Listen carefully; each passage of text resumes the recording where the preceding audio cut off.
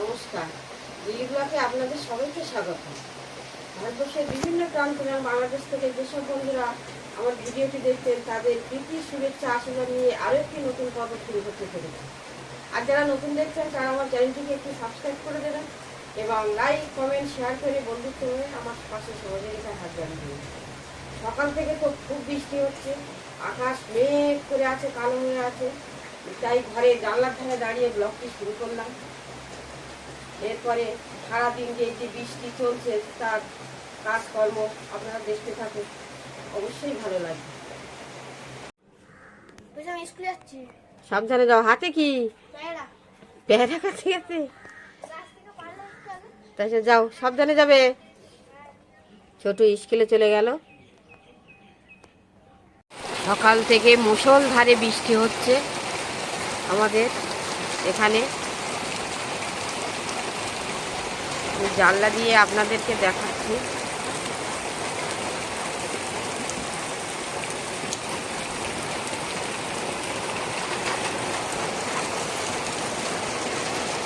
খুব বৃষ্টি হচ্ছে। আমাদের পুকুরটা তো ভরেই গেছে।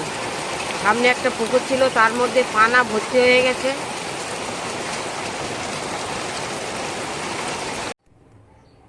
আর সব কেটে কুটি রেডি করে নিয়েছি। একটু কাঁকরোল আলু ভাজা হবে, পেঁপে আলু মাছের ঝোল।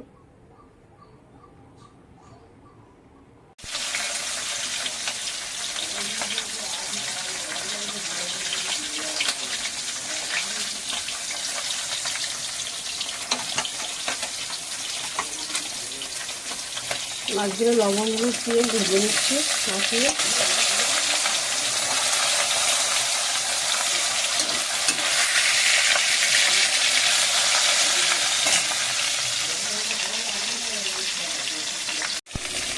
মাছগুলো লাল লাল করে ভেজে নেওয়া হয়ে গেছে, এবারে তুলে নিব। পিকুর বাবা কটা আমাদি মাছ নিয়ে এসেছিল, সেটা বললো আর ভাজা খাবো, একটু ভাজা করে নিচ্ছি।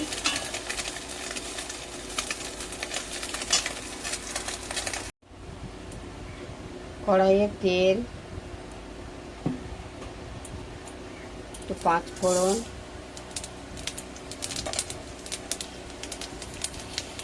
পেঁয়াজ কুচি, কাঁচা লঙ্কা, আদা বাটা, রসুন বাটা,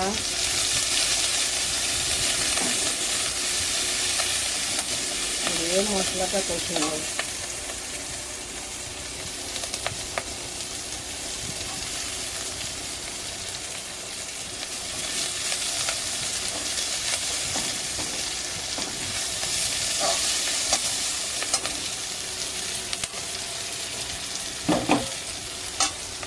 মশলাটা কষানো হয়ে গেছে, এবারে পেঁপে আর আলুটা দিয়ে দেবো।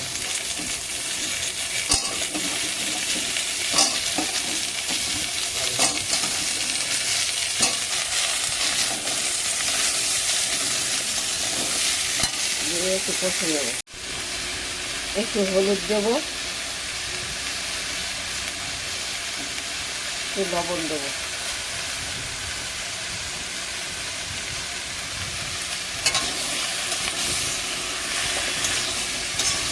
দিয়ে কষে নেব।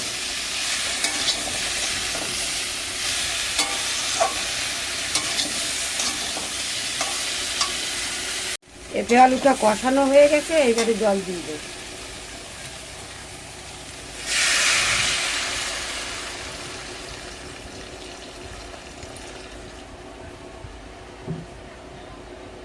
পেঁপে আলুর ঝোলটা ফুটে উঠেছে, এইবারে মাছগুলো দিয়ে দেবো।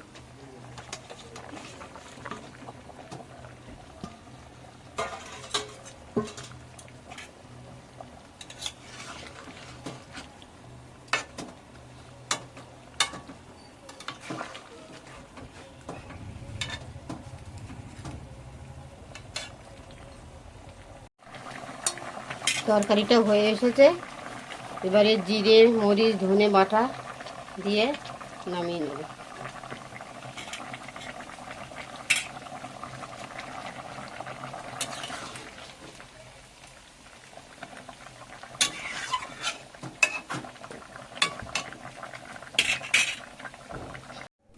এবারে কড়াইয়ে তেল দিয়ে কাঁকরোল ভাজাটা বসিয়ে দেবো।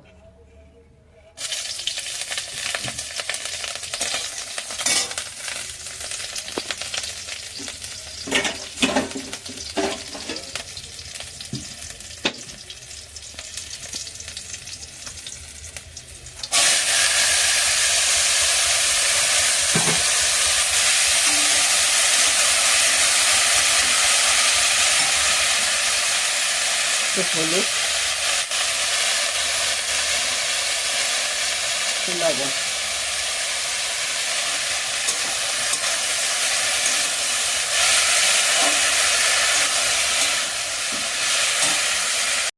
কাঁকরোল আর আলু ভাজাটা হয়ে গেছে, নামিয়ে নিয়েছি। বাবা প্রত্যেক দিনের মতো দুপুরে খেতে বসেছে, সবার আগে যেমন খেয়ে নেয়। ভোরবেলা আমরা দুজনে খেতে বসেছি। আজকের দুই ছেলেই স্কুলে চলে গেছে, বাবা তো আগেই খেয়ে নেয় প্রত্যেক দিনের মতো, আর আমরা দুজনেই খেতে বসেছি। এই দুপুরে খেতে বইলে তখন খারাপ লাগে, ছেলেদের কথা মনে পড়ে। একসঙ্গে যখন ছুটি থাকে খাই, আনন্দ করি। আর আজকের দুজন খেতে বসেছি, কিন্তু কিছু করার নেই।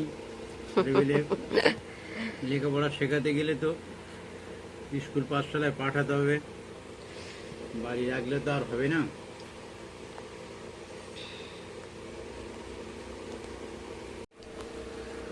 কি গো, মাছের ঝোল ভালো হয়েছে? হ্যাঁ, ভালো লেগেছে। তুমি এই বড় মাছের মাথা আমাকে দিয়েছে কেন? আছে, রেখেছি। এই না, ছেলেদের জন্য, সবার জন্য মাথা আছে। আজকে মাথা ছেলেদের জন্য আছে, রেখেছি। ছেলে নেই, থাকলে ভালো লাগবে একসঙ্গে বসে খাওয়া দাওয়া। তুমি খাও, মাথা সবসময় ছেলেদের দেই তো, তুমি খাও না, ওই জন্য তোমাকে একটু দিলাম। আচ্ছা, আর আছে ছেলেদের জন্য। এই না, ডেকচির মধ্যে মাথা আছে। মাছের ঝোল ভালো হয়েছে। অবিরাম বৃষ্টি হয়েই চলেছে। সারাদিন আমরা ঘরবন্দি, কোথাও বেরোতে পারছি না। সকাল থেকে আজ এত বৃষ্টি হচ্ছে যে বাইরে কিছু করা যাচ্ছে না।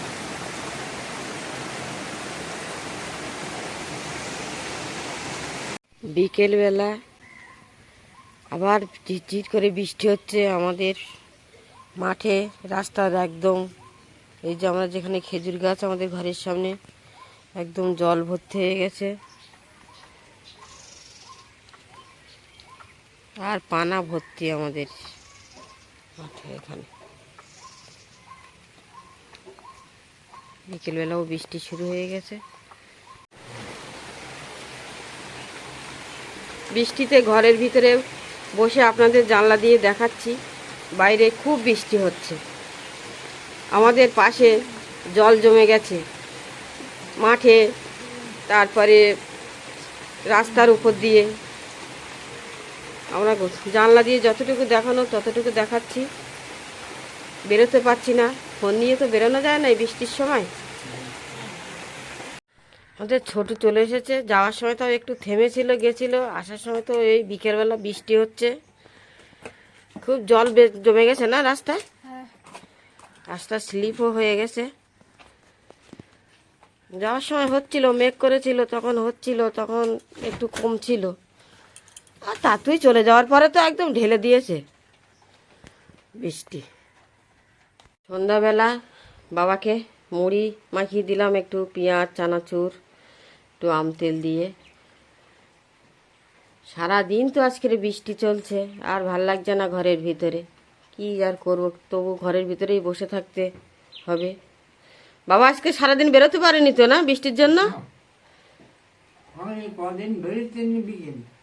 আর কদিনই সমানেই বৃষ্টি হচ্ছে, দুপুরে করে প্রচণ্ড তো মেঘের গর্জন করে বৃষ্টি হচ্ছে এত, যে আর বাবা কোথাও একটু দুপুরে বেরোতেই পারছে না।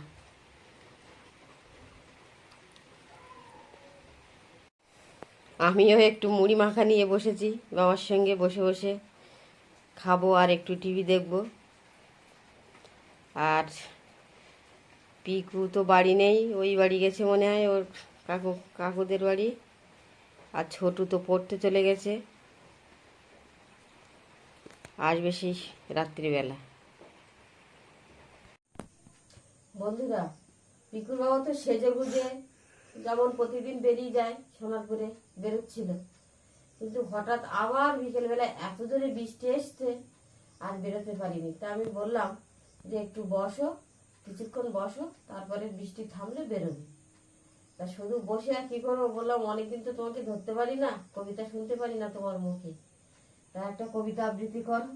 কবিতা এখন তো সেইভাবে আমার মুখস্থ নেই, তুমি যদি বলো আমি পাঠ করে শোনাতে পারি। কিছু দেখে দেখেই বলো না, সময়টাও কাটুক। এই বিকেলে বৃষ্টি হচ্ছে, প্রচন্ড বৃষ্টি হচ্ছে, তা দুজন মিলে আর কি করি। বসে তাহলে- ছোট তো পড়তে চলে গেছে, পিকু বাড়ি নেই, এই দুজনে মিলে একটু কবিতা আবৃত্তি করেই সময়টা কাটাই। প্রশ্ন রবীন্দ্রনাথ ঠাকুর।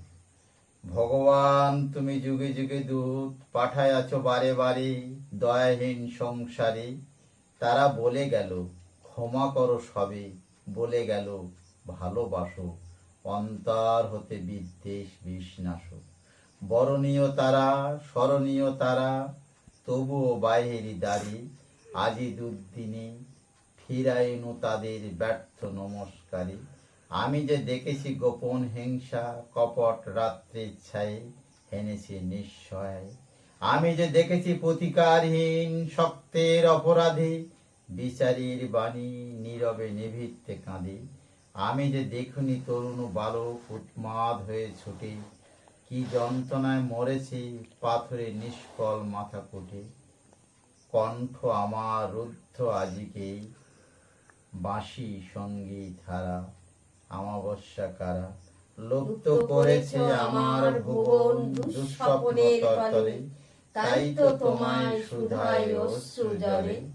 যাহারা তোমার বিষাইছে বায়ু, নিভাইছে তব আলো, তুমি কি তাদের ক্ষমা করিয়াছো, তুমি কি বেসেছো ভালো।